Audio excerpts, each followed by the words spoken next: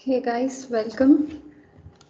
So my thesis advisor, Professor Raghuram Rao, has joined us in. So he'll be with us for some initial lectures. Sir? Yes, Meghna, continue. Okay. So, you had the meeting already with the students, or this is the first meeting? We just had some initial introduction. That was not a lecture, actually. Okay, right. So you are already introduced to them. Yes, sir. Okay, then I don't need to reintroduce you again. You can continue.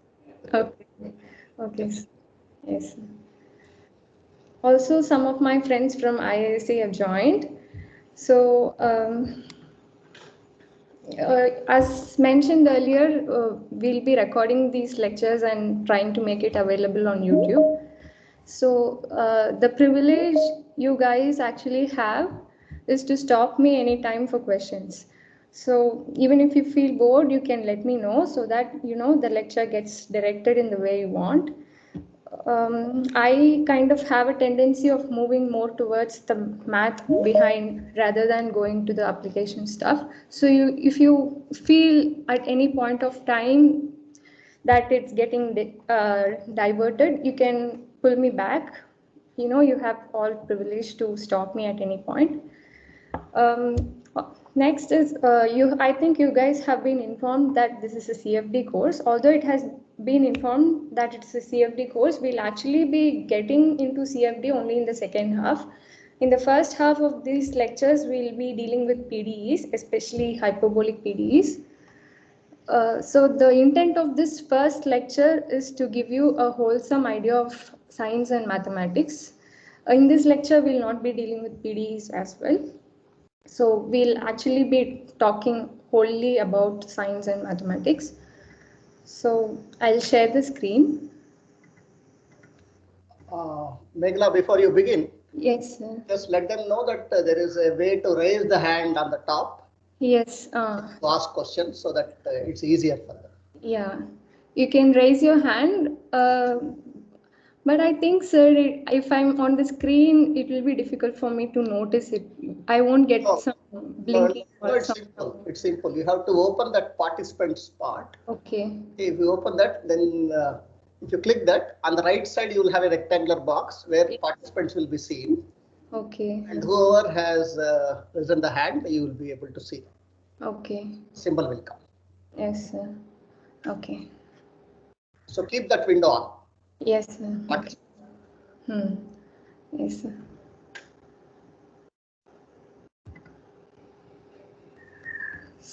So I've shared the screen now.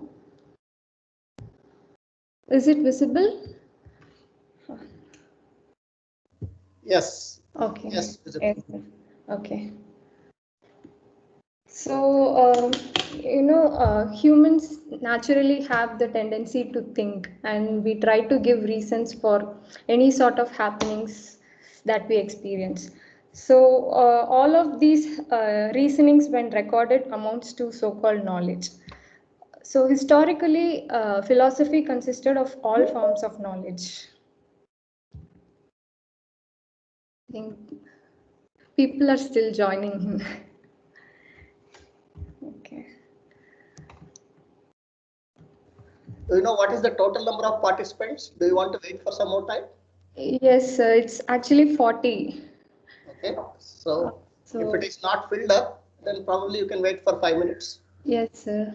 We can wait for some more minutes.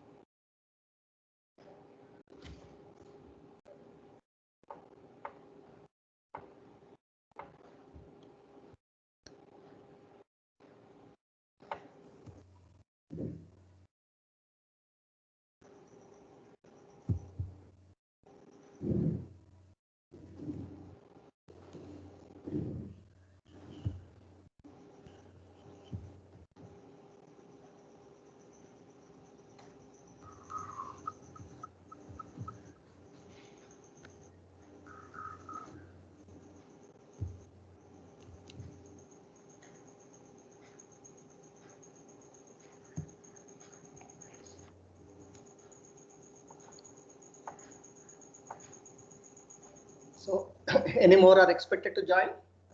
It's actually 19, including all of us, sir. So I think we can continue and add them in when they join. Okay, you can start. Anyhow, they are getting recorded, so they can. Yes, sir. You can start. Yeah, okay. So this tendency of humans to think when we try, this leads to reasonings for all sort of happenings, and these reasonings when recorded in some form of books or other things, it amounts to so-called knowledge. So historically, philosophy is the thing that consisted all forms of knowledge. Also, as humans are scattered over the world in different regions, we have different philosophies like Western, Eastern, African, etc. Although there are various other branches like ethics and other things that I'm unaware of, I would like to address about certain branches that resulted in modern day science and mathematics. And those are natural philosophy and metaphysical philosophy. Natural philosophy is something is a branch in which we all anything that is a study about all forms of nature comes under natural philosophy, and anything that is abstract goes under metaphysical philosophy. So from natural philosophy, all the modern day branches like physics, chemistry, biology, astronomy, medicine, etc. derived from. And the modern day mathematics, logic, etc. initially constituted metaphysical philosophy. So before getting into the mathematics, I would like to talk about what scientific research constitutes. We have two different kinds of any study of nature. Like, I'm only talking about natural philosophy. So any study of nature can either be done experimentally or computationally. So, experimental research requires setup of the environment. We need to constrain the environment in a way that it is easy for us to study the phenomena that we expect to study. So, you need to set the environment in a proper way so that you study the results, you get to study the phenomena accurately. So making this setup is really a difficult task. So that is kind of a disadvantage with experimental research. However, if you finish this setup, whatever you get out of it is really worth it, because the results that you are going to get are all accurate, because are all natural. That is the advantage. On the other hand, in the computational research, to study any natural phenomena, you need not have any complicated setup like in experimental thing. You are only going to give it in the computer. So it's kind of easy compared to what you do in experimental research. So you get to study the natural phenomena without taking too much risks. That is kind of an advantage. No setup is required. On the other hand, the thing we have a so-called discretization error, round-off errors in computational work. So all of that makes it somewhat inaccurate compared to experimental research. So that is a disadvantage. So it's up to us to decide which side we take in. You give up some advantage and take in some disadvantage. It's up to us in which as to which direction in which we are moving. So this is the kind of study, to study any natural phenomena, you either take you take either of these two directions. This is common for all of these fields. On the other hand, there is mathematics. Before getting into the details, I would like to explain you certain terminologies. They are axioms, lemmas, and theorems. So first, axioms. So axioms are those statements that we think are true, that we naturally think for us, naturally, we think they are true. The statements that we take for granted are axioms, in fact. So, next I would like to move on to theorems. Theorems are those statements that we derive from axioms using some kind of logical implication. So, they are derived out of axioms.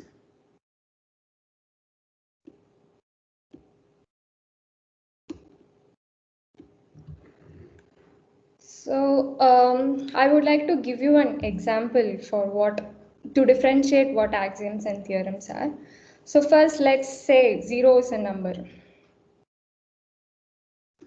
I think this can be taken for granted. So I'm considering this as an axiom. And also I would like to say successor of a number is a number.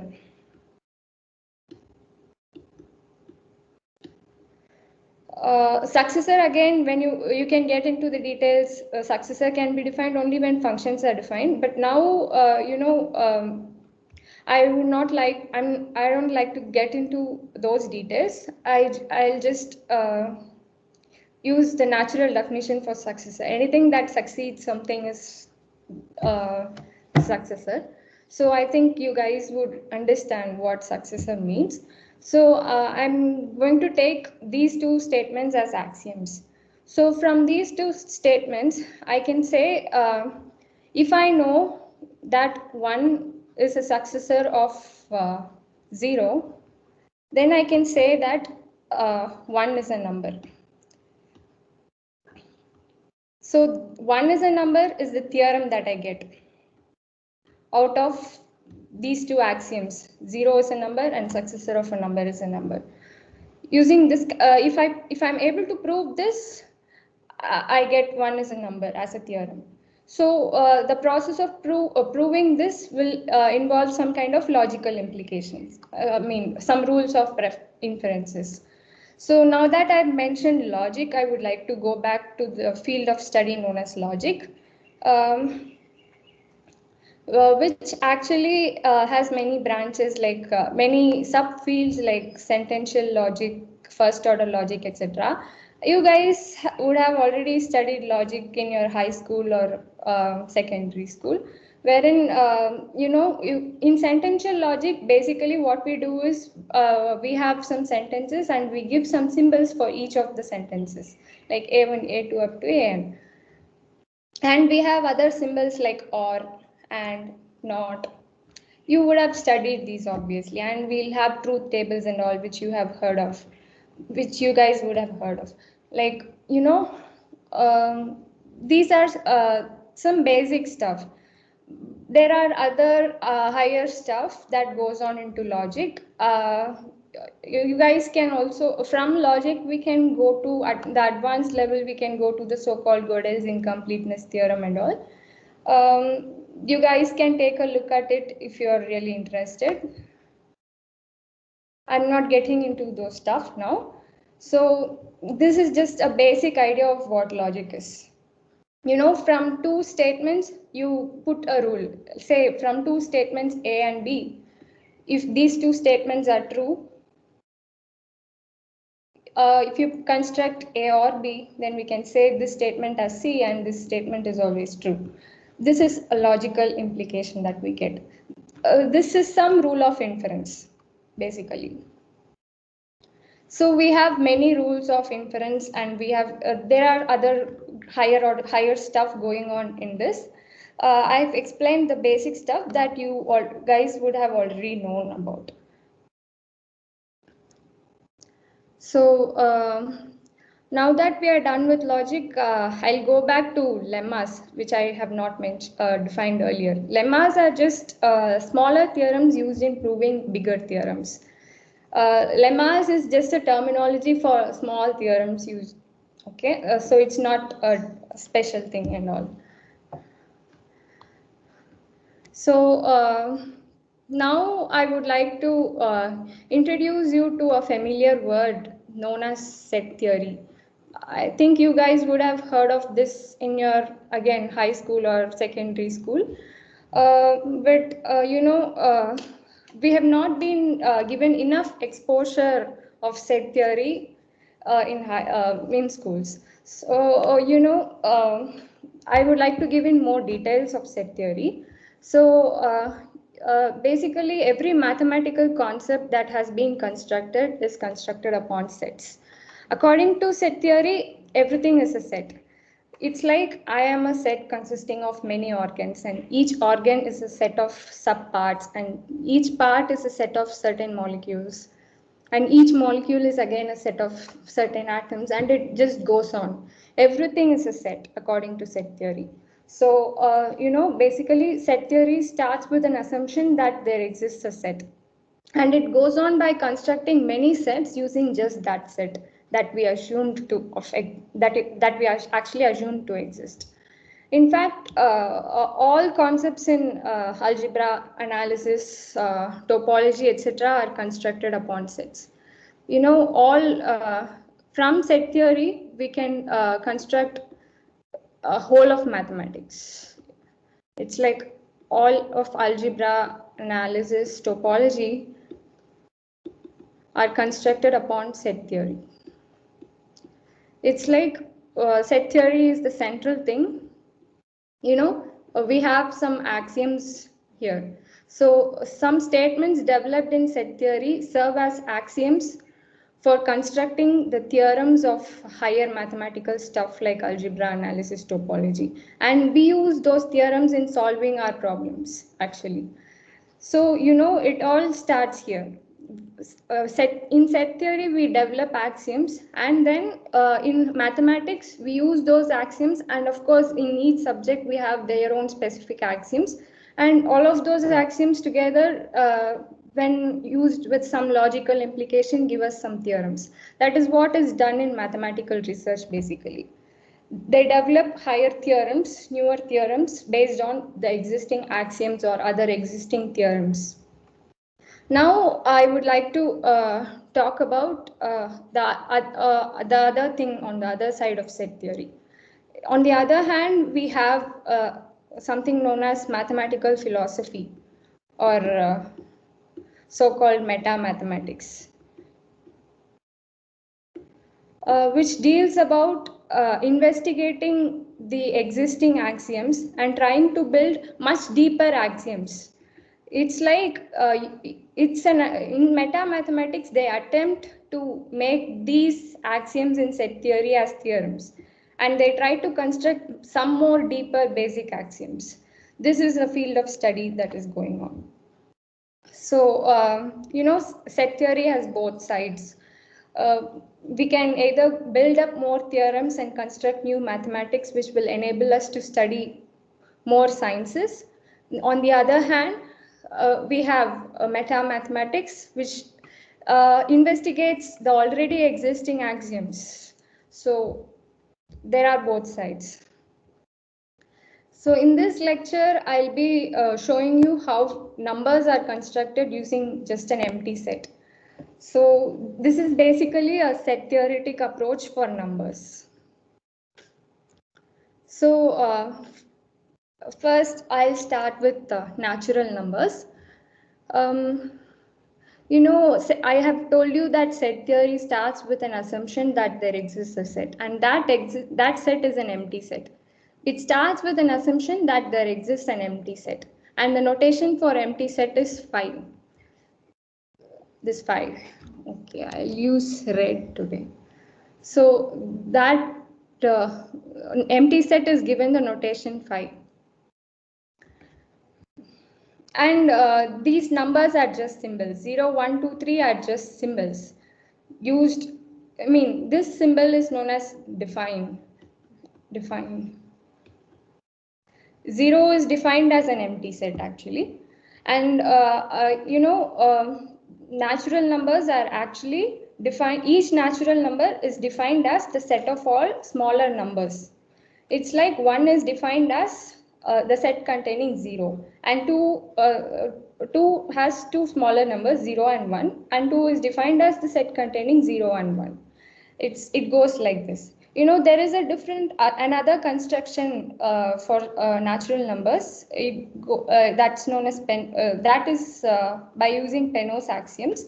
Now here I have used von Neumann's construction. Von Neumann has contributed to set theory as well. In CFD also we use his famous stability analysis.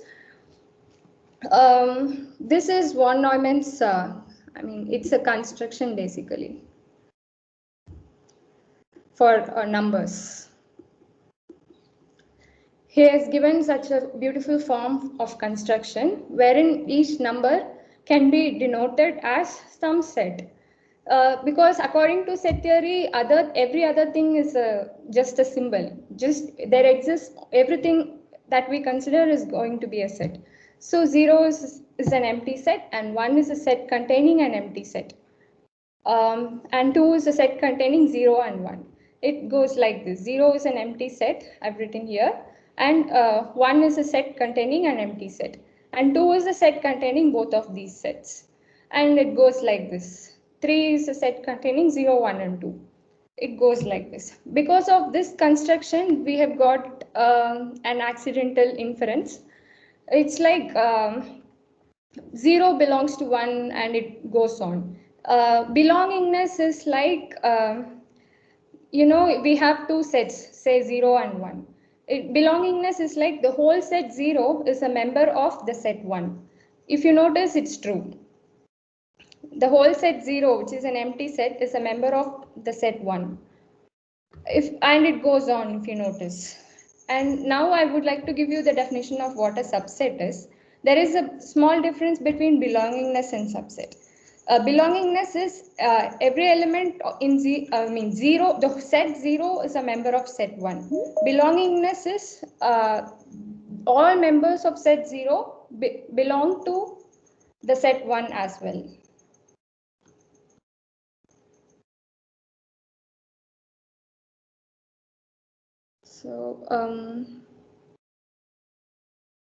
So this is the minute difference that we have between belongingness and subset.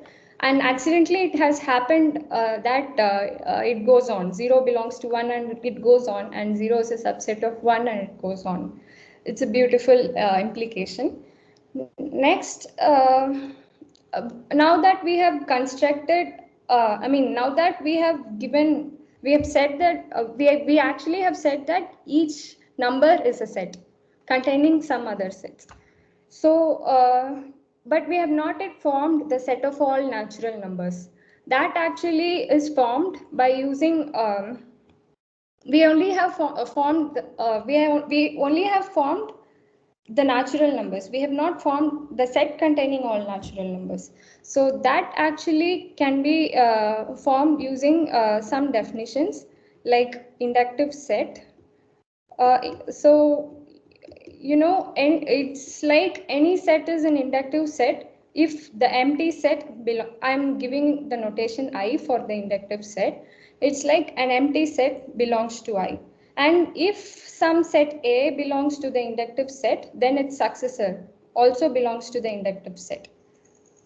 I've already told you successor is something that succeeds. Here 1 succeeds 0 and 2 succeeds 1 and it goes on. If you notice, since empty set belongs to the inductive set, 0 belongs to inductive set, then if we have 0 satisfies this, if 0 belongs to the inductive set, then we have this implication that 1 belongs to inductive set. Now again, we have 1 belongs to inductive set. So this satisfies the condition if 1 belongs to inductive set. What next? Then we have 2 belongs to inductive set, and we have everything. All natural numbers actually belong to the inductive set. And along with all natural numbers, we can have other sets as well, because we don't put any restriction that only natural numbers should belong to inductive set. So, for that we have another axiom known as axiom of infinity. This is something that we take for granted. This axiom says that there exists an inductive set. So this axiom just assumes that there exists a set that contains some all natural numbers. So now we can say that set of all natural numbers can be obtained as an intersection of all possible inductive sets. Since that axiom of infinity says there exists an inductive set, we know that there exists an inductive set, and an inductive set contains the set of all natural numbers. So some intersection of all possible inductive sets will give us only the set of all natural numbers. So now we can say that this set called the set of all natural numbers, this is the notation for set of all natural numbers that exists. So now we have constructed all natural numbers and we have constructed the set containing all natural numbers. Now I would like to have a small digression. I would like to explain you what relations and functions are, because other higher numbers like integers, rational numbers are constructed using the definition of function over natural numbers. So I'd like to give you this definition first. So relation is something like between any two sets, say A and B, and these sets have some elements. And say this element is the first element is related to the first element and both second element. This is some kind of a relation. You can say, let me have now sets A and B, and I'm writing just 0, 1, 2, 0, 1. Let me say I'm putting the relation. Any relation R is something like any member of A is a child of any member of B. This is the relation that I'm putting. Now, let's say 0 is a child of 0.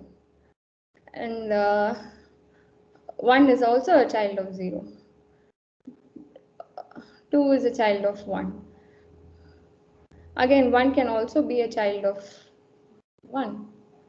We can put, I mean, these are just symbols. It can either be A, B, C. You just consider these numbers as just symbols. Don't take them as, 0, 1, 2 themselves. Just consider them as some kind of symbols. So this is now a relation, a set containing, now I can write an ordered pair, 0, 0. First element is a member of A, second element is a member of B. So now 1, 0, 1, 1, 2, 1. This set is now the relation set R. So we now have a relation. Like this, we can consider any kind of ordered pairs and put some form of relation there and call it a set. And now I would like to talk about functions. Function is kind of a restriction over relations.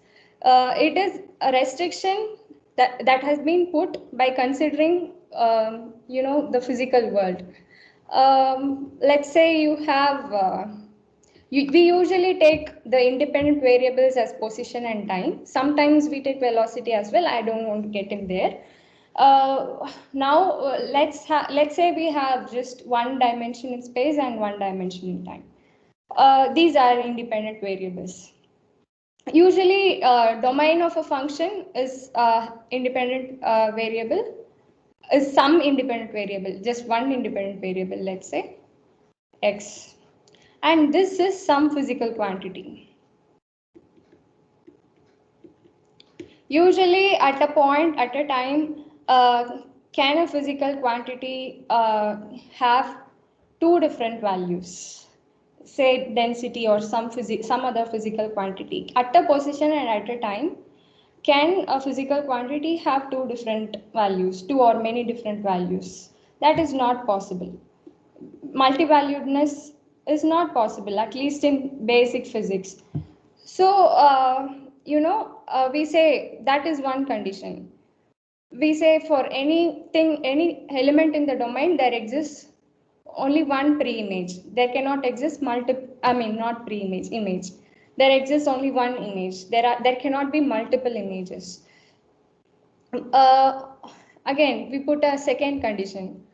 At a point, at a position in space and at some time, can a physical quantity have no value at all? Say density. Can a physical quantity have no value at all? Again, that is also not possible. At least in the basic classical physics, it's not possible. So, all elements in the domain should have at least one image. No, there should not be elements in the domain without any pre-image, without any f of x. Say there cannot be any x without without any f. So a function is some kind of a restriction over relation. That's it. And we have those two restrictions actually. It's like every member of the domain should have should have one image, and there should not be any members in the domain without having any image. So now that we are done with functions, I would like to say you about equivalence relations. Equivalence relation is actually a beautiful concept that is used in almost many fields of mathematics.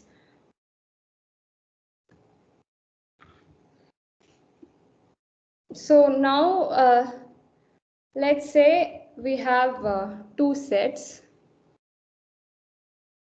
Equivalence relation is usually defined on same set. And let's say we have a set A on both sides. Both domain and range are the same sets, usually. And let's say I have some numbers, some elements, and both of them have the same elements because they are the same sets. So any relation R is called as an equivalence relation if certain properties are satisfied. Those are these three properties. Now, R is reflexive if X is related to R for all X. It's like 0 should be related to R, 0 should be related to 0, 1 should be related to 1, 2 again should be related. We require such kind of a relation. If every element should be related to itself. That is the first condition. Next, the second condition is if 0 is related to 1, then 1 should also be related to 0. That is the second condition, known as symmetricity condition. The next condition is, I do not want to disturb the first part. Now let me consider another thing. Let's say if 2 is related to 3 and if 3 is related to 4, then 2 should also be related to 4. This is the transitivity condition. We know because of symmetricity again, if 2 is related to 3, then 3 should be related to 2. There are those things as well, of course. And 4 should be related to 2. 4 should be related to 3 as well. And this kind of a relation should exist. Now, if you notice, these three conditions, reflexivity, symmetricity, and transitivity, they lead to a beautiful partition between, if you notice, there is a partition here. There is no relation between elements 0 and 1 and elements 2, 3, and 4. Similarly, there is no relation between elements 2, 3, and 4 in domain with elements 0 and 1 in range. There is a beautiful partition. This is called partitioning of a set based on some equivalence relation.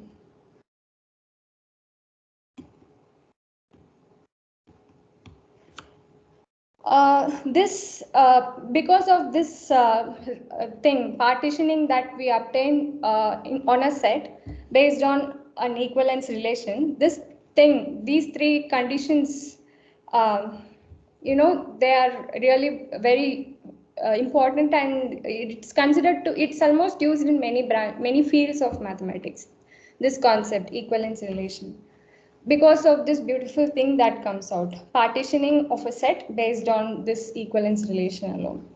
For any relation, if these three properties are satisfied, then that relation is an equivalence relation. If a relation is an equivalence relation, then we can partition a set based on that equivalence relation. So it's basically that. Now I would like to show you, okay.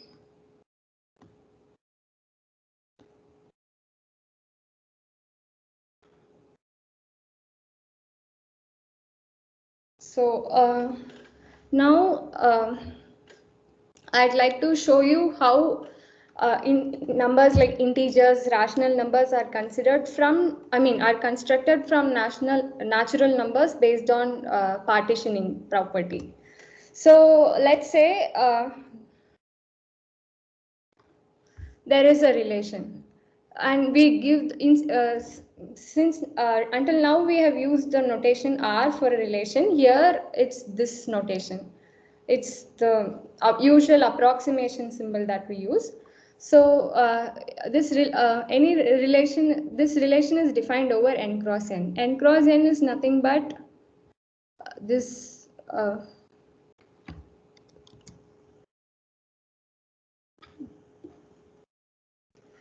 It's basically just this, with the whole plane is not considered, only the grid.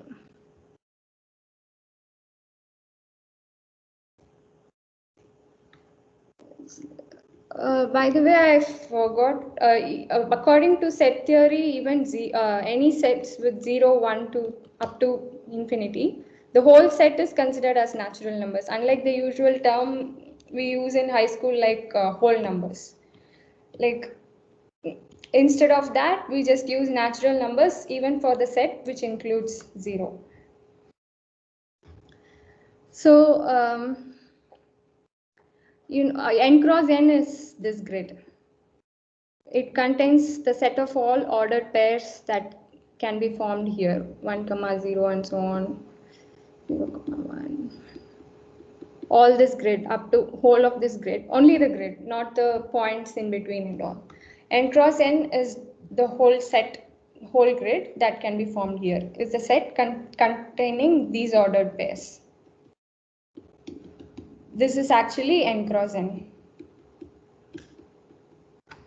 So now, I told you n cross n contains ordered pairs.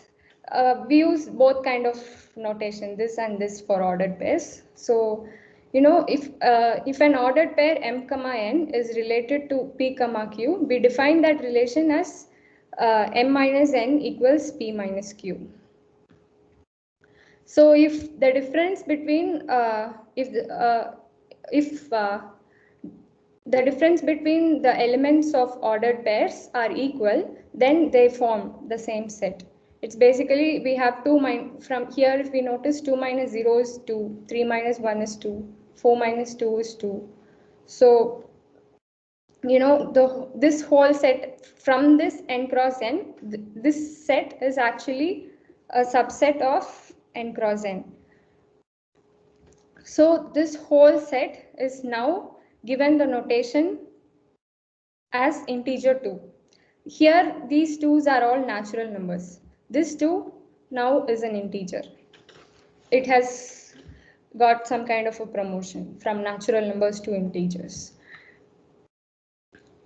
Similarly, 0 minus 3 is minus 3. 1 minus 4 is minus 3, minus 3. Anything and that gives minus 3 comes under this set, and it's given the notation minus 3.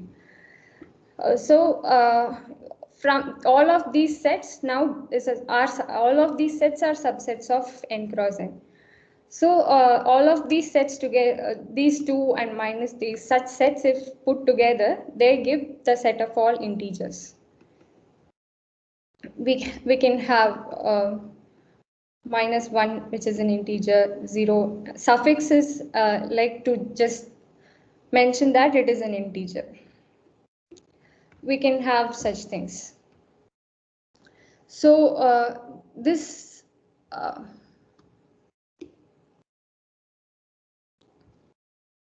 okay. So this notation, integers equals n cross n mod relation, means this just means the set n cross n is partitioned based on this equivalence relation. So if such a partition happens, we get the set of all integers. If you notice, this is an equivalence relation. This m, because of putting m minus n equals p minus q, we get the equivalence relation because this property m minus n equals p minus q satisfies all these three properties. This relation actually satisfies all these three properties. So this relation is an equivalence relation. Hence, it partitions the whole n cross n into different sets, and each of them is an integer. And when all of those integers are put together, we get the set of all integers. So when the set n cross n is partitioned based on this equivalence relation m minus n equals p minus q, we get the set of all integers.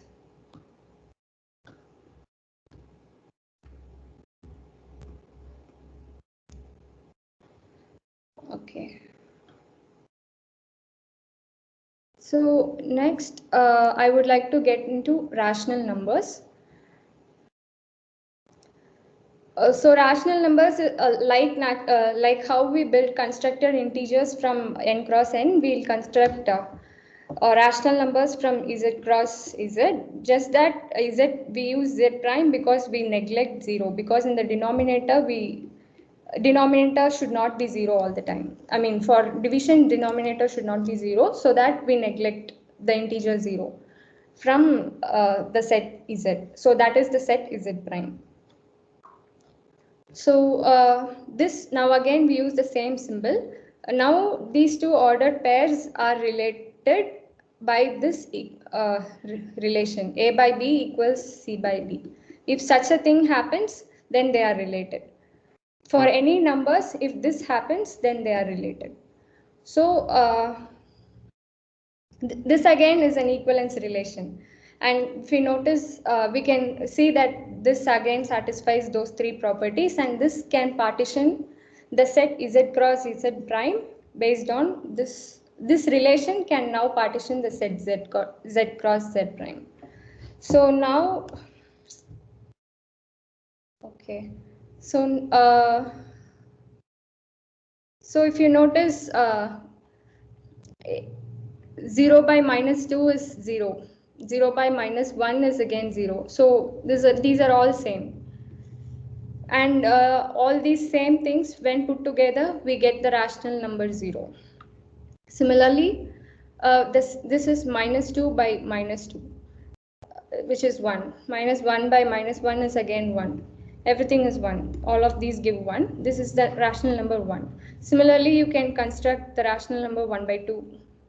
Like, let's say we have 1 and comma 2, then 2 comma 4, 3 comma 6, and so on.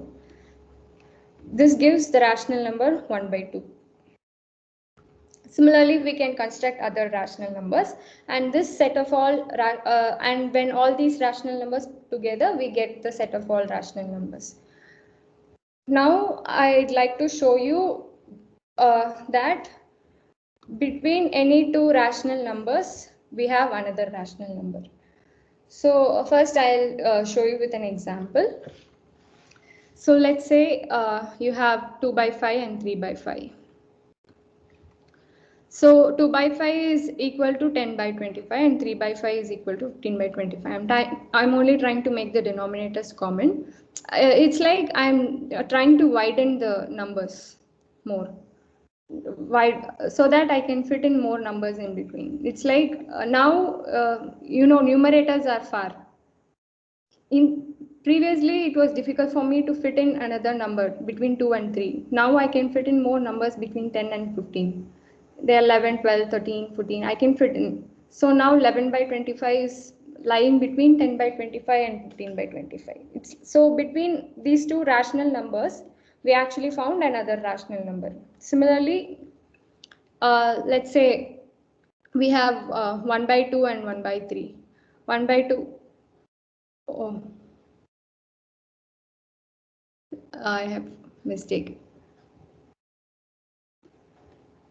This is actually 1 by 2 is greater than 1 by 3. Everything is greater than. So just trying to make the numerators common now. 6 by 12 and 6 by 18. 1 by 2 is equal to 6 by 12 and 1 by 3 is equal to 6 by 18. And now, we can find more numbers between 12 and 18. So now we have found another number, which is between these two numbers. It's like between any two rational numbers, we can always find another rational number. So it's like, okay, now that we have seen only some numerical examples, I would like to give you some general proof. Let's say we have two numbers, two rational numbers, a by b and c by d. In a rational number, a, b both are, integers. A, B, C, D all are integers. When a by b is a rational, a by b, c by d are rational numbers. So now let's say in general a by b less than c by d. Let's say we have this thing. So now I'm trying to make the denominators common. So from this we can infer that AD is less than BC.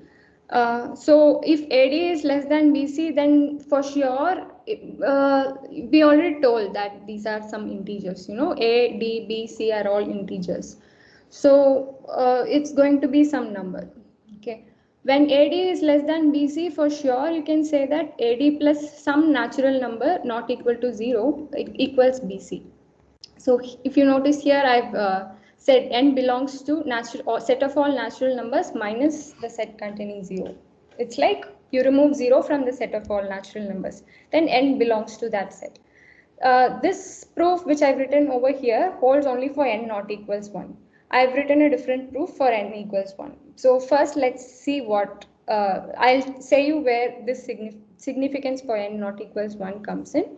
So BC equals AD plus N. So now we know AD is less than, that is common. So since N is not equal to 1, I can find between AD and AD plus N, I can find a number AD plus N minus 1. If suppose N had been 2, I can find AD plus 1 between AD and AD plus 2. And for any N greater than 1, we can find a number here, AD plus N minus 1. So again, we put the denominators back again.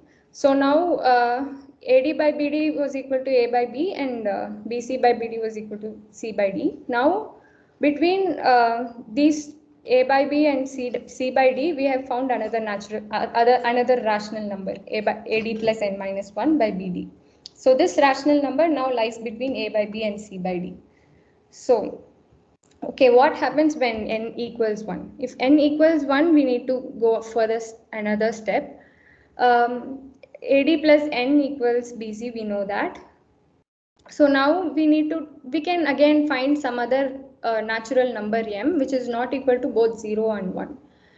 Of course, we can find that we can take any number greater than or equal to 2 and multiply with this expression, multiply and divide with this expression. So now we have, MAD by MBD less than M into AD plus N by MBD. Now that we have found, now we have MAD by MBD and MAD plus MN by MBD. So between these two numbers, we can of course find another number, MAD plus MN minus 1. This MN is of course not equal to 1 because when N is equal to 1 and we have taken M such that it is greater than 1. So we can find this number, Mn minus 1 is obviously greater than, greater than or equal to 1. So this number exists, and this number exists. So we have found a number which is between a by b and c by d. Again, this is equal to c by d, this is equal to a by b, and we have found a number lying between a by b and c by d. So it's like between any two rational numbers, we always have another rational number. So you can see how, if you just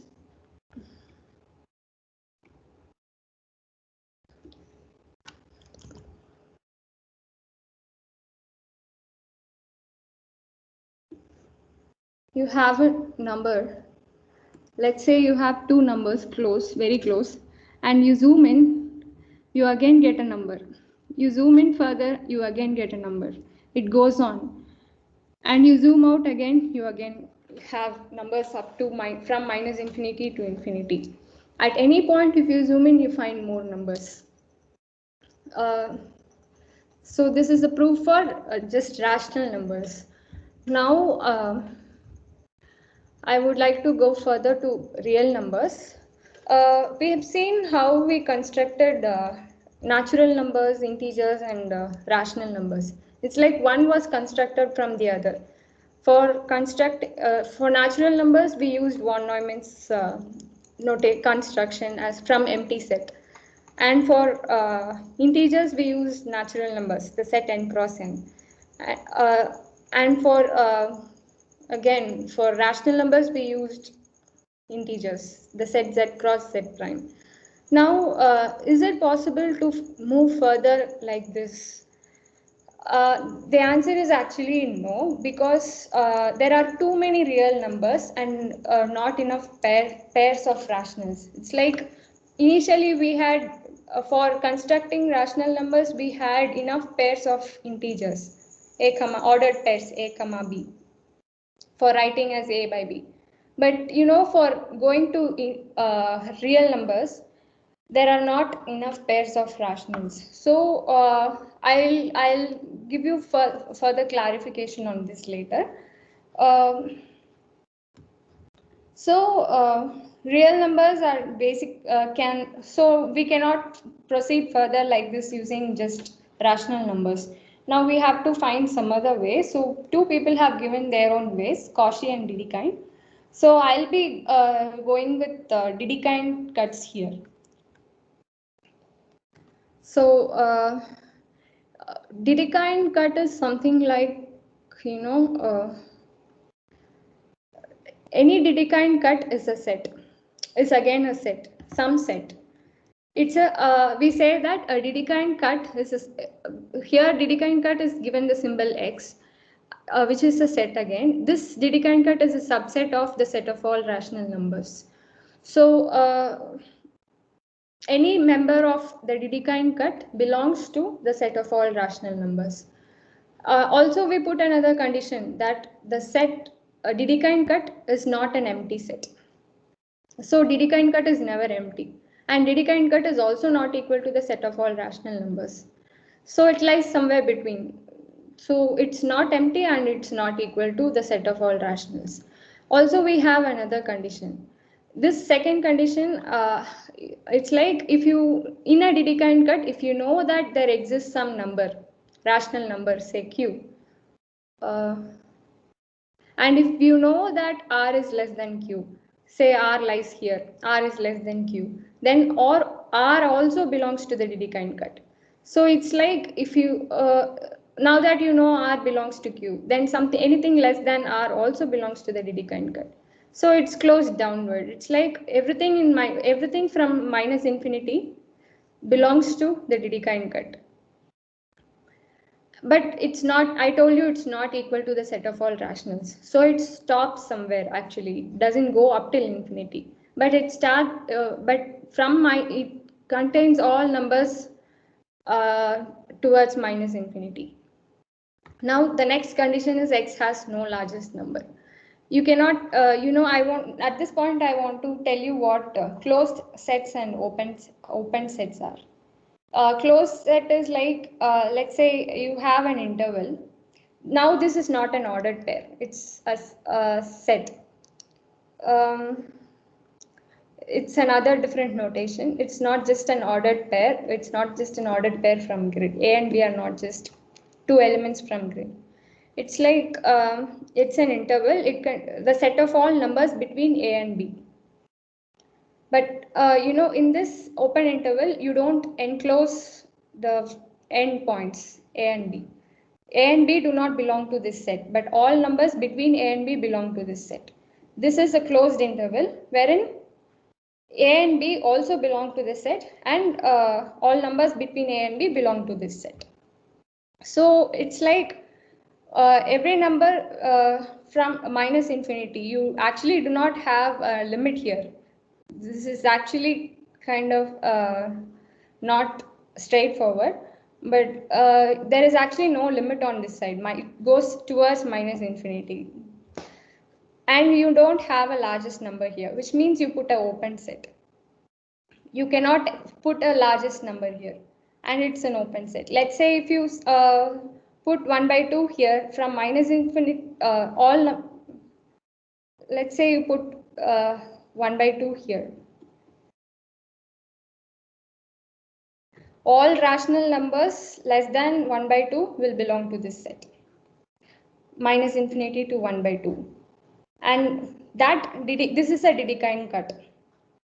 Now this Dedekind cut is equal to the real number 1 by 2.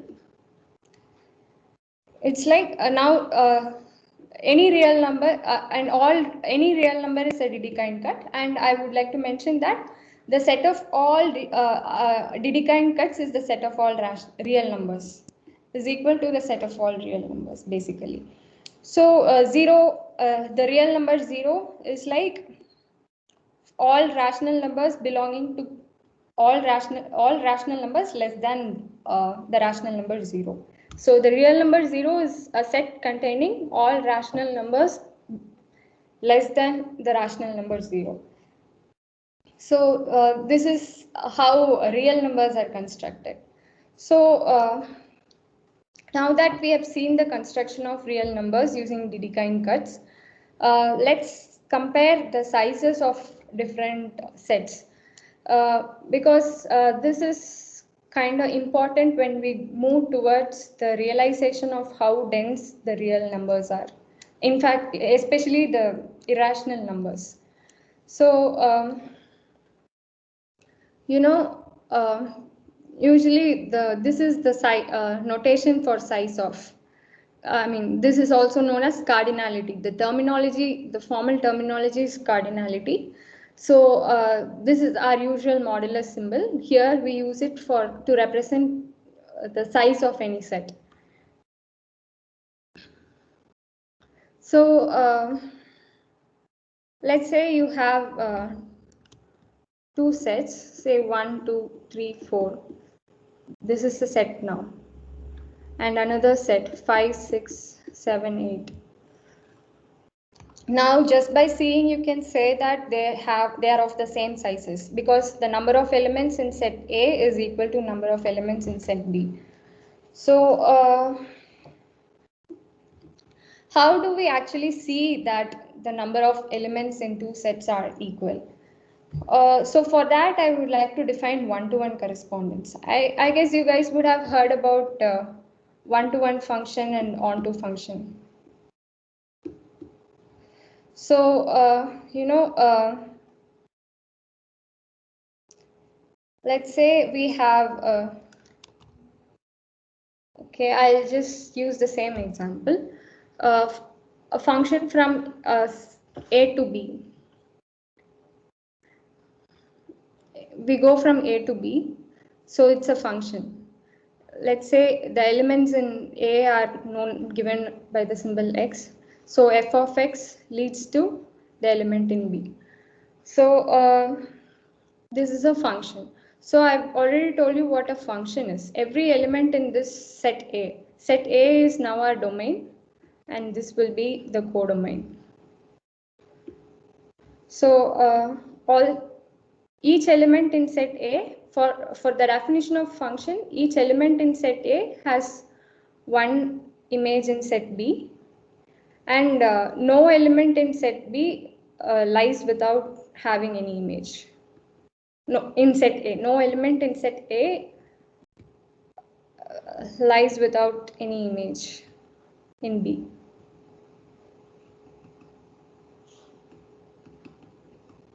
So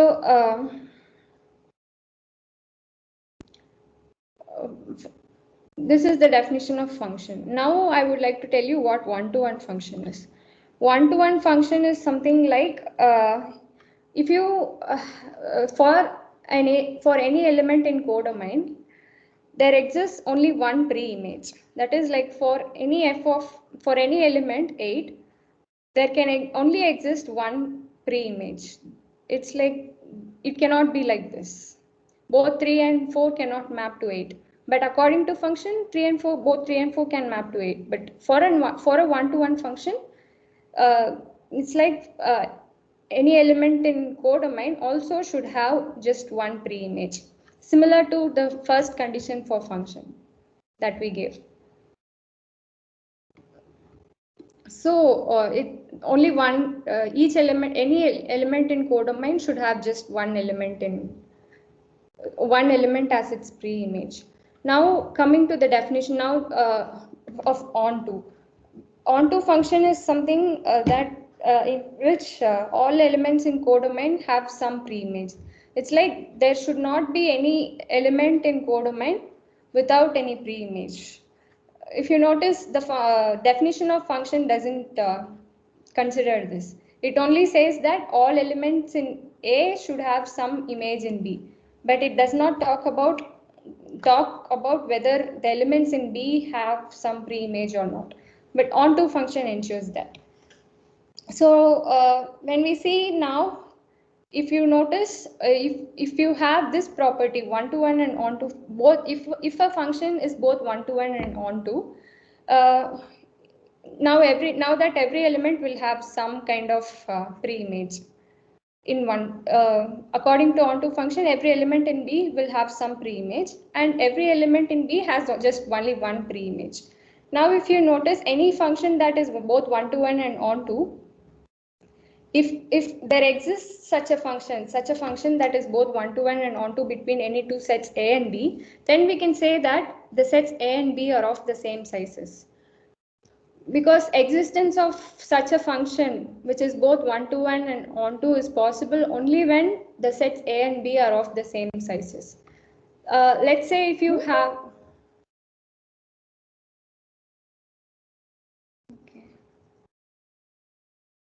Let's say that you have another two sets C and D having different number of elements. Now, for the definition of function, you have another element here 4 which has no pre-image. Also, let's say you have just 1, 2, and 1 here, two sets. Now, for the definition of function, both of them need to, both the elements 1 and 2 in C need to have some image. So it's like this. So this one will have two pre-images now. This is not on one-to-one. So when the number of elements in sets C and D are not same, there cannot exist a function that is both one-to-one and onto. So now we have seen this for finite sets. Now let's go to infinite sets, which are sets of the set of all natural numbers, the set of all integers. These are all infinite. So now how do you see whether the sizes of these are same or different? So now we put in again, see whether there is a possibility for existence of some one-to-one and onto function, for a function that is both one-to-one and onto between the set of all natural numbers and between the set of all integers. So now I've written the set of all natural numbers here and the set of all integers here on the other side, and 0 is mapped to 0, and I'm mapping 1 to 1, 2 to 2, and I'm mapping 2 to minus 1. It's like one element I'm mapping towards the right side of 0, towards the positive side of 0, and the next element I'm mapping to the negative side of 0. I think you can notice it just from this figure. It's like first element 0 goes to 0, and the next element 1 goes to 1, which is towards the positive side of 0, and next element goes to the negative side of 0. 2 goes to -1, and 3 goes to again to positive side of 0. One element again goes to the negative side. It's like one element to positive, one element to negative, and so on. You keep just shifting between positive and negative sides of the set of all integers. And you see, there exists a one function that can be both one-to-one and onto. If you notice, if you formulate such a function, every element in the set of all natural numbers has one image. Similarly, every element in the set of all integers has one pre-image. So the function that we have constructed now is both one-to-one and onto. So you can say that there exists a one-to-one correspondence between the set of all natural numbers and the set of all integers. This implies that they are of the same sizes. Two infinite sets, they are of same sizes. However, if you notice, set of natural numbers is a subset of set of all integers. For finite sets, this cannot happen. However, for the infinite sets, two sets, one set that is a subset of another set. I mean, two sets that are, two sets can be equal, but still one can be subset of the other. This is not possible when the sets are all finite.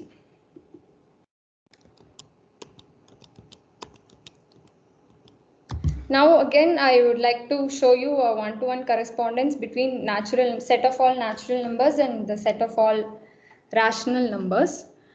I've written down, if you see numerators of all elements in this column, in this column that I'm pointing now, are all same. Similarly, the numerators are all same in each column, if you notice. And row-wise, denominators are same. This way, I include all the set of all rational numbers here. So I've written down the set of all rational numbers basically. However, some rational numbers may be repeated.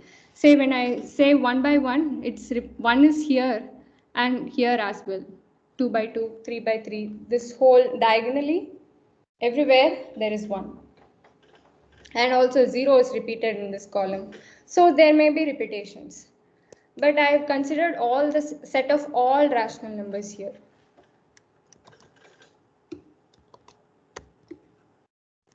So now I'm trying to see whether there can exist a function that is both one-to-one and onto between the set of all natural numbers and the set of all rational numbers. So now in all those numbers that I've written in green are the numbers in the set of all natural numbers, while the numbers in white and yellow are those that belong to the set of all rational numbers. So now 0 gets mapped to 0.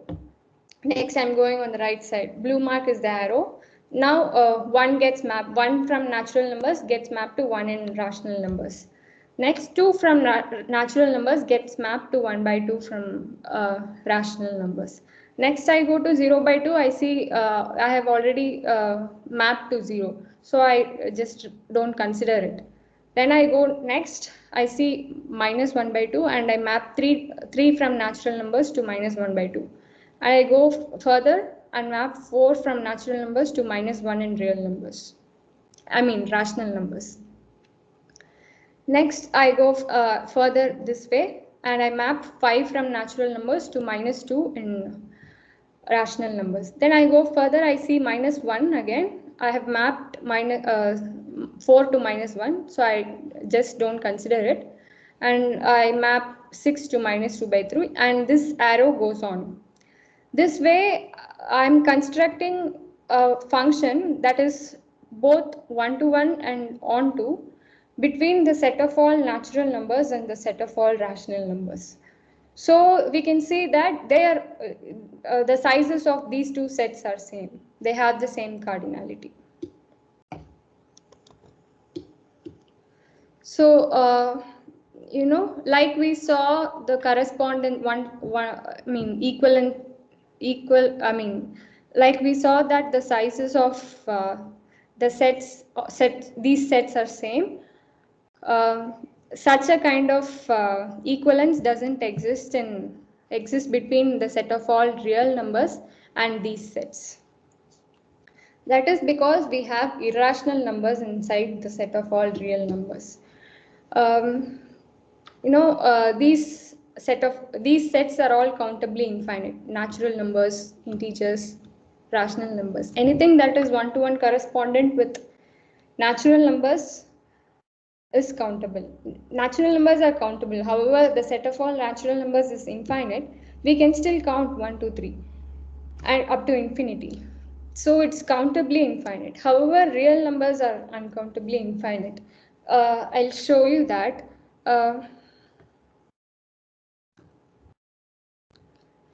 So if you notice,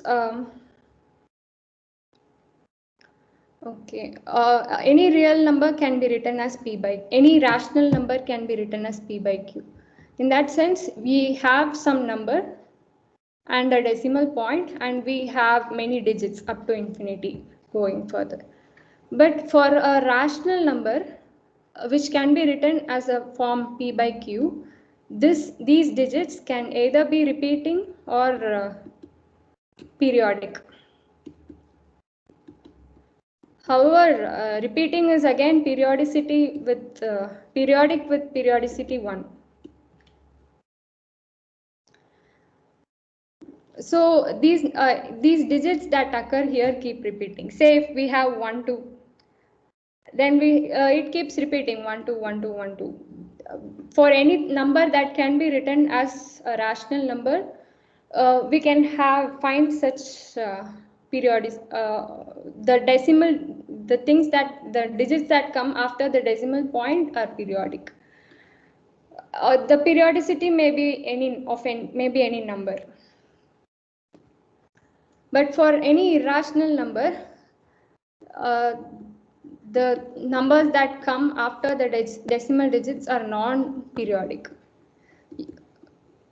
It is you cannot say what number comes in further. Let's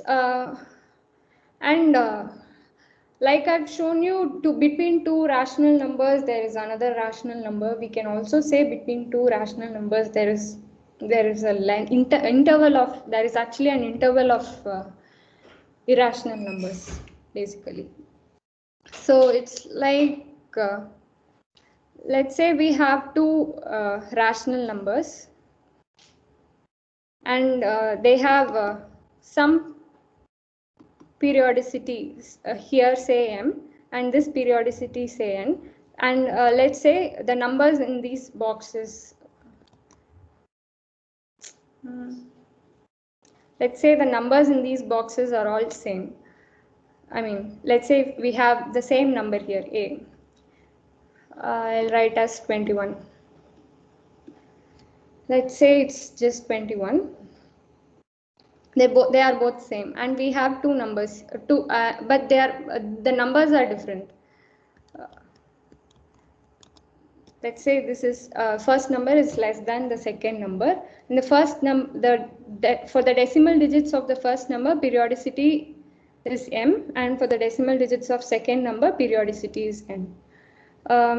Let's say the first digit here is also same. Call it a. The second digit here, if this is less, if this first number is less than the second number, of course, let's say the second digits are different, and the second digit here is less than, second digit of the first number is less than the second digit of the second number. Let's say it's just the second digit can be probably anything. Let's say 2 and Let's say this is 1 and this is 2. And how still we'll have some third digit. Now I can modify the third digit. Now I can find another number which is same as 20, which is same as this number. Both of the numbers are same. 21 point same A comes as the next digit. Now I write 1, and the third digit, however, I can modify. I can write whatever I want. I can write some number which is greater than this number in the third digit. Let's say if it is 2, I can write 3. If it were 1, I can again do the same procedure and modify the third digit instead of modify the fourth digit instead of the third digit now, and I'll keep all other digits same. Now this number that I've constructed has periodicity after the first m numbers are different. However, I told the first number has a periodicity m. That means after m digits, the numbers are going to repeat. I only modified the third digit of the first m digits, but after that it will be periodic. But the first thing is not periodic. So, however, because of this reason, the periodicity is lost. So this number is non-periodic. The number that I've constructed now is non-periodic, and hence I found a irrational number between two rational numbers. I can find a lot of irrational numbers between two rational numbers like this by just modifying the next digits. So this way we can see how dense the irrational numbers are. We already saw between any two rational numbers there exists another rational number, but those are just points. But when we talk about irrational numbers, we have an interval, because we can construct any kind of irrational number. So irrational numbers are called as dense numbers. So I'd like to show you now that the size of the length of this set. This set is the set of all numbers between 0 and 1, excluding 0 and 1, and the set of all real numbers. I'll try to show you that these two sets are the sizes of these two sets are equal. You can just construct this function tan pi 2x minus 1 by 2. This function maps, I can just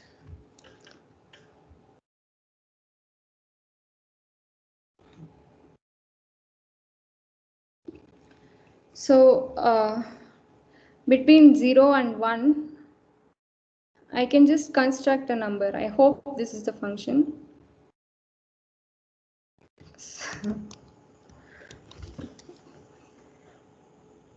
Okay. So you see, there is a one-to-one correspondence. For every number in this set 0 and 1, we have a unique number in the set of real numbers. You see, for each number, no two numbers in the set 0 and 1 have the same, has been mapped to the same real number. Each number has a unique real number. And all real numbers are mapped again back, So it's possible to construct a function between the set 0, 1 and the set of all real numbers, and this function is one-to-one correspondent. So the size of this small interval 0, 1 is equal to the size of the whole set of real numbers. It's like 0, 1 itself is a subset. This again, the whole x-axis also again is a set of real numbers. And 0, 1 is a subset of real numbers. But the sizes of them are equal because we have a one-to-one correspondent function. So as I've mentioned before, this kind of thing exists only for infinite sets. It's like this set is 0, 1 is a subset of real numbers. However, they are both, the sizes of them are same. This kind of thing can exist only for infinite sets. And that's the beauty of infinite sets actually. So you see the set of all real numbers, the size of the set of all real numbers is actually greater than the size of the set of all natural numbers, but these are equal. However, the size of the set of all real numbers is greater. In fact, it's possible to prove this as well. From the set of all real numbers, if we subtract the set of rational numbers, that is, from the set of real numbers, if we just remove all the rational numbers, that set is again going to be equal to the set of real numbers itself. In fact, in measure theory, we can prove that according to measure theory, it can be proved that the measure of irrational numbers is 1 and the measure of rational numbers is 0. Because after we subtract the rational numbers from real numbers, we'll only be having irrational numbers, and their measure is 1. It's like you construct a number.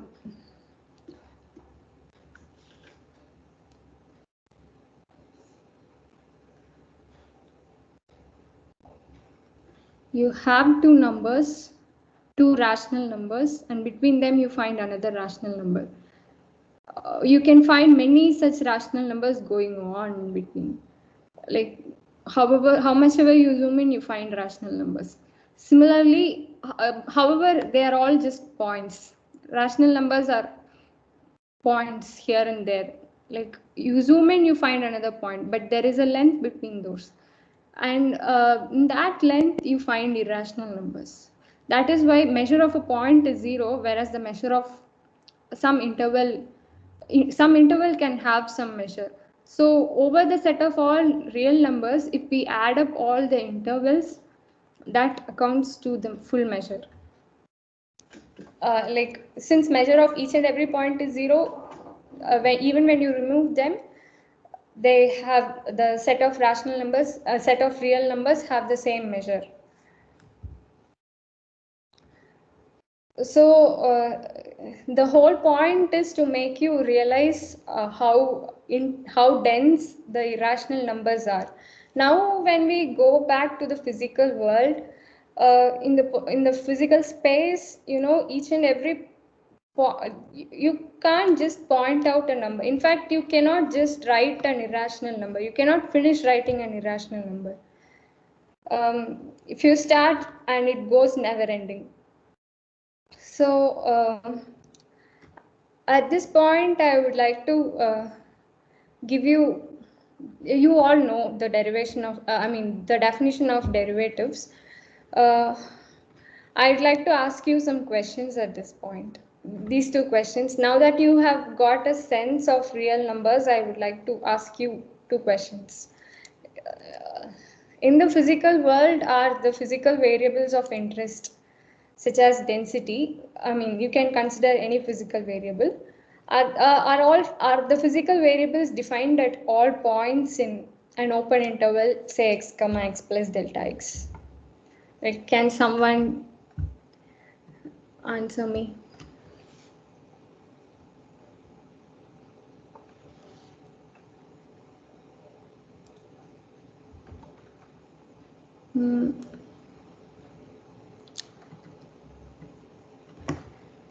Okay.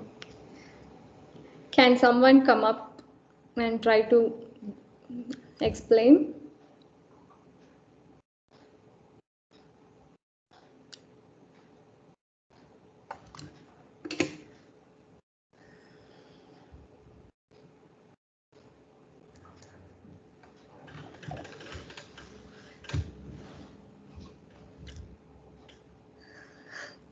Please feel free to ask questions. Yes, yeah. In fact, you can stop me anytime. No, yeah. Don't need to hesitate to come up and answer or ask questions.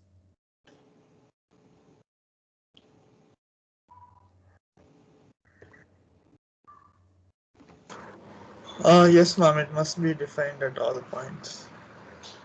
Okay, in that sense, how do you define density? I mean, what do you mean by density? Mass per unit volume. Okay, so at which scale are you talking? Because you know that volume that you're considering can be taken to be of any size. Yes, ma'am. So you know, if you consider a point which is an irrational number, you know, when you go down deep down to an atomic scale or subatomic scale, will density be defined there as well? No, so there's only a particular scale at which it can be defined. Okay, so okay, but real numbers have infinite digits, right? They are all packed up. They are packed up like anything. Basically, you have some number here, and the decimal digits go up to infinity. So you know, when you talk about a scale, you just stop somewhere, say 10 power minus 100 or something. You stop somewhere, and this way when you stop it, it becomes a rational number. It becomes just some point in the interval, right? It becomes a rational number. It becomes one of the points in the interval. Yes, ma'am.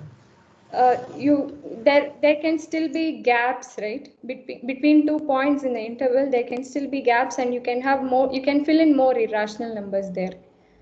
So we actually do not define density at all points in the interval. We define it we take an average basically. So that, when we take a scale, it becomes an average of, say, when you cut down the digits after some 100, okay, you consider only 100 digits now. These numbers are not considered. So let's call this number with just 100 digits. After this, it's just zero. It's repeating. Okay. So you call it A, some number A. Around this number, you still have many other irrational numbers which have different digits here. Okay. You take an average value, because you know, if you actually define at all points, you cannot define, because because density actually is defined as mass per unit volume. You have to take some volume, so you basically take some scale, and it's your wish. It's up to you as to which scale you take. In continuum modeling, we take a bit denser scale. When it comes to CFD, we discretize and we take higher scales, but they are all still the same. It's like you take an average of all irrational numbers, and you you know in okay, basically around the point A, you have some irrational numbers, and and there will be atoms floating around here and there, and you'll take an average of some kind of an average, and try to define density at just one point, and that corresponds to the density surrounding this whole region, and it may be of any scale. To us, 10 power minus 100 seems, to us it for our naked eye, it seems continuous. And you know, when in the times when classical physics was actually developed, uh, we did not go so deep considering different scales actually. At that time, these things density seemed continuous, and it seemed that it has been defined over all numbers. But when we see how packed the real numbers are, we actually notice that we are taking an average of the values at all. We actually cannot point out an irrational number and say that there exists a value for density at that point. It's actually kind of an average. Suppose, let's say, if the second question next, if let's say if density is defined at all points in the interval, will its graph be continuous? Because the atoms are floating here and there, will its graph be continuous if it were defined at all points in space, in the interval that I'm considering? Can someone tell me?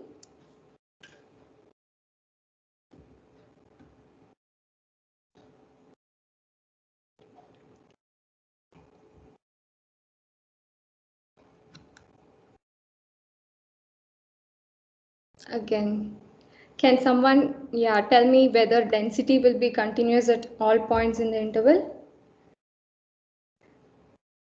If we define at all points, whether it will be continuous. That's what I'm asking. Whether it will look like a continuous function for us in the usual physical, for our naked eye, whether it will seem like a continuous function.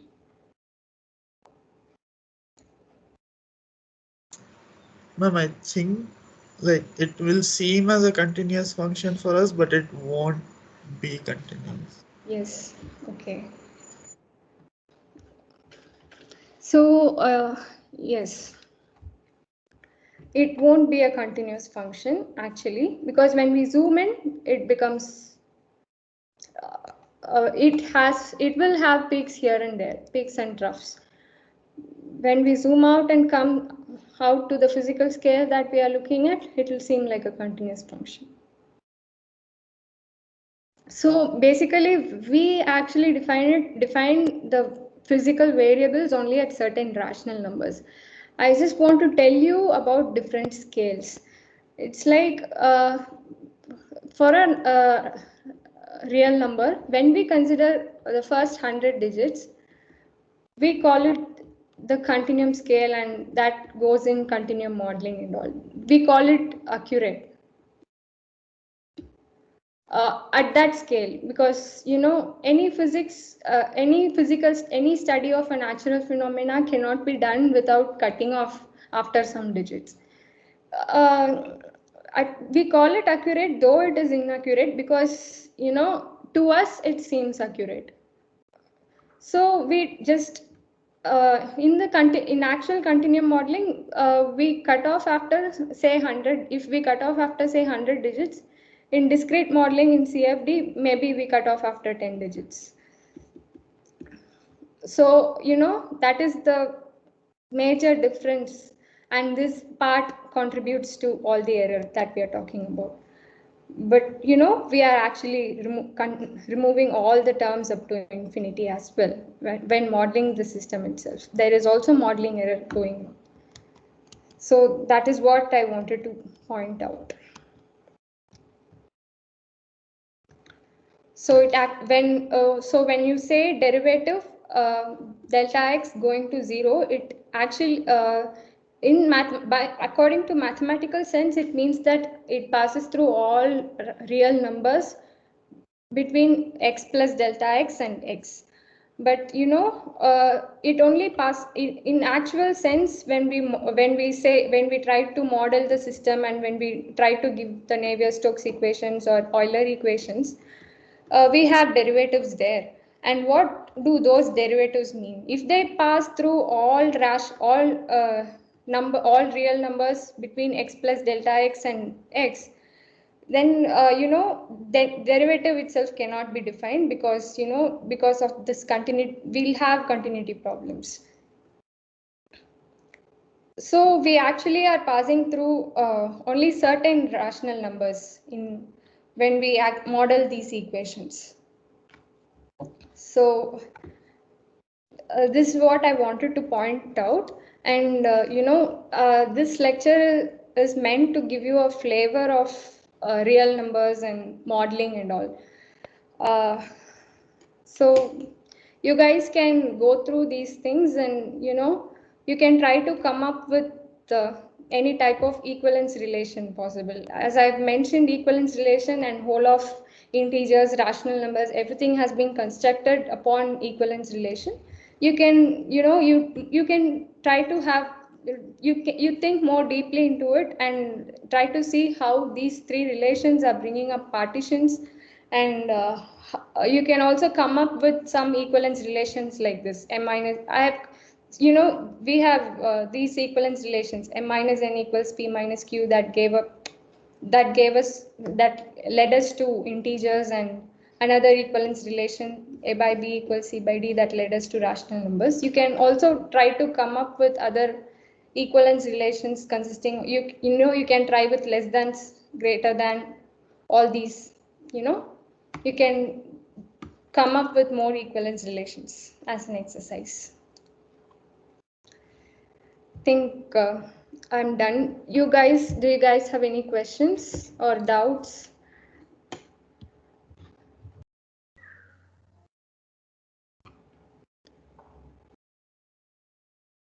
Any comments or suggestions for improvisation? Like, anything is welcome.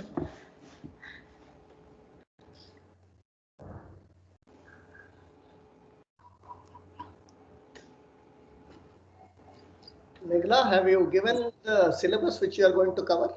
Yes, sir. I showed them the syllabus. I mailed them last time. I think they have it. Okay, now at least in the first lecture, briefly you can tell which all the topics we are going to cover in your set of lectures. Yes, sir. Okay. I'll share you a different screen.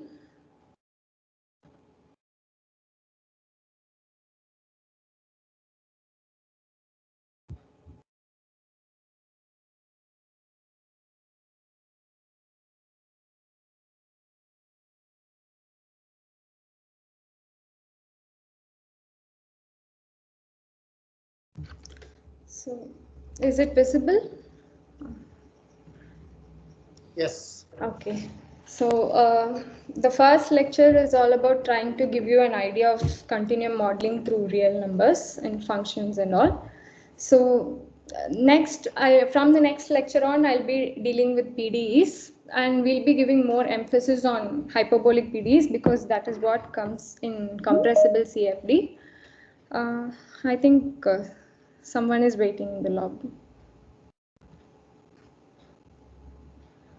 Okay.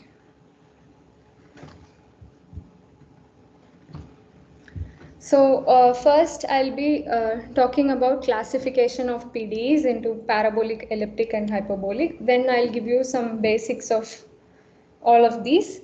Then we'll go deep into hyperbolic PDEs. Like, there is this topic called method of characteristics, which is used in the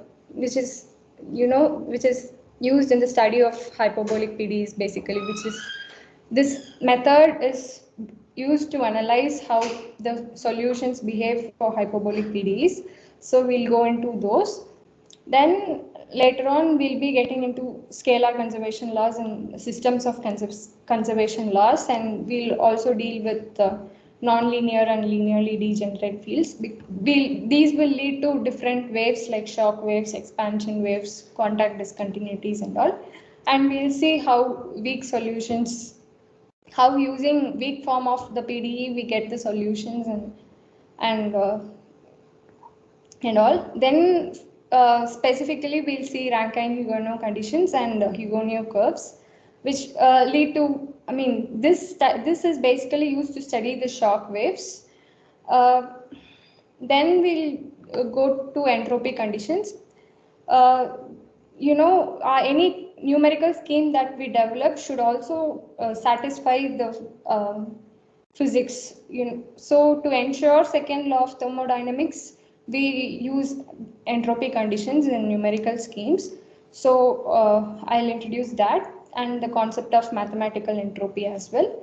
Then the Riemann problem, which is the shock tube problem, which is an example of the Riemann problem is a shock tube problem. So we'll see both in the scalar and vector cases. Then we'll get into strongly and weakly hyperbolic systems, by which I mean I'll show what strong and weak hyperbolicity is, and we'll talk about those. Then with some after you get a basic idea of PDEs and solving hyperbolic and the you get when you get a flavor of hyperbolic PDEs, we'll get into CFD. So first is the discretization of domain discretization, then discretization of governing equations. Then we'll be seeing finite difference and finite volume methods as well. So there are some 3 different theoretical ways which are basically important for any numerical scheme. They are consistency, accuracy, and stability. So we'll be talking about these.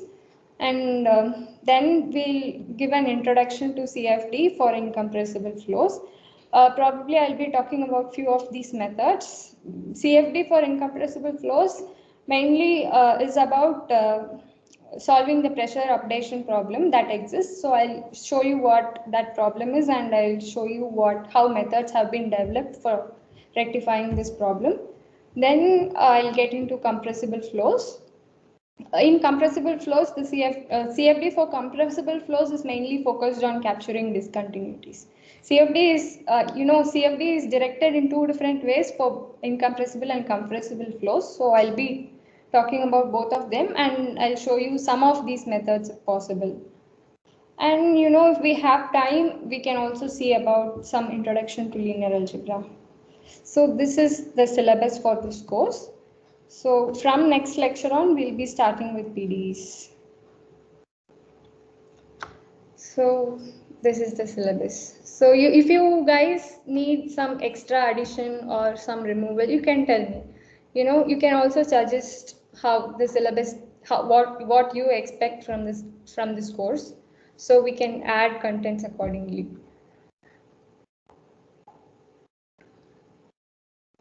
So any questions or any suggestions for improvisation?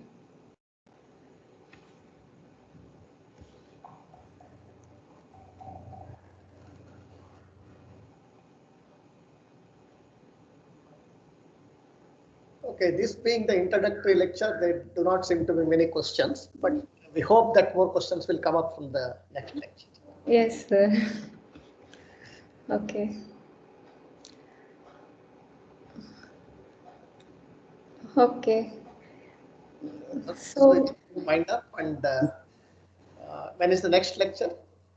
Next Saturday, hopefully next Saturday. Yes, if it's convenient for everyone. Yes. Are you guys convenient with next Saturday? Or is there any problem with it?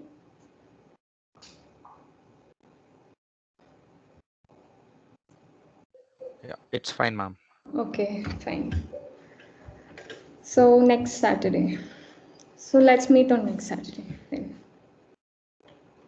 Yeah. So we'll wind up. Okay. Yes. Thank you for joining, sir.